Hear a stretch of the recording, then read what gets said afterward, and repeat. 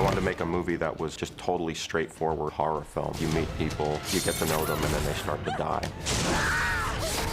I read a script. It was one of the scariest scripts I've ever read, with 3 of the scariest characters that I had ever read, and I said, this is a movie we have to make. You want to hold your ears and block your eyes. It's one of the most physical feelings you can have. I want to scare the shit out of you. And this is the movie to do it with.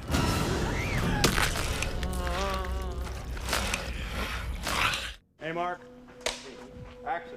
Wrong Turn is a classic 70s style horror film. It's very simple. It's made to give the audience jolts of adrenaline and then let them feel scared, feel fear, feel suspense.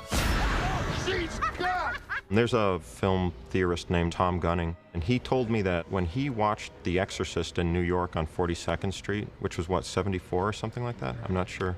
But you could still smoke cigarettes in the movie theaters, and he noticed that during The Exorcist, there would be moments when the entire audience would light cigarettes at the same time. And he thought, where have I seen this before? The thing that he realized was the place he'd seen it was in porno theaters. Drop your pants. Because it'd be like a sex scene, and the audience would be all excited, and then after the sex scene, they'd all light cigarettes. I think that on a really base level, horror films do this great thing. They're like a really pure cinematic experience where you get to go into a dark, safe place and watch this fantasy, and you get to get absolutely amped up with adrenaline, and then there are these releases where you get to calm down. You're hired. Oh, God. Before Wrong Turn, I made little tiny indie films, a movie called Saturn and a movie called Crime and Punishment in Suburbia. I had really wanted to do a horror film, so it was really through my agent that I met Stan. And when I talked to him, he was passionate about wanting to direct this movie. And passion has so much to do with me wanting to work with anyone.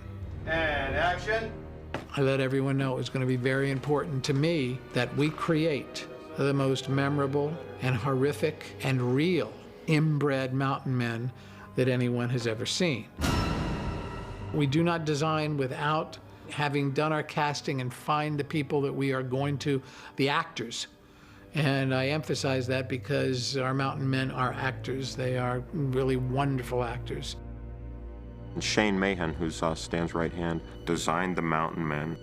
Once we had our 3 men, Shane started doing sketches of them, and we started looking at medical books. Every character that we've created is grounded in reality. We used medical reference for the deformities and the distortions that could happen. Then we take those faces and we start working in the computer to create the look of these characters, distorting only to the level that we would be able to, in fact, replicate with a makeup effect. Shane Mahan brought in a crew of sculptors that he directed to make 3D sculptures of the guys. No more funny business. It's essentially making a full-figure sculpture that has to move for 3 men. It's a massive job. The teeth are designed to help the disfiguration of the face. Sort of juts his face, his lower jaw off to his right a little bit. And it produces a nice drool effect that Julian works. He works in. You'll see that later. You don't look at them and go, oh, what a neat monster makeup. You look at them and go, oh. You look at them and go, don't get near me. Yesterday I did terrify a bunch of joggers, so the makeup clearly works. Action underneath. Larissa. Go, Ted.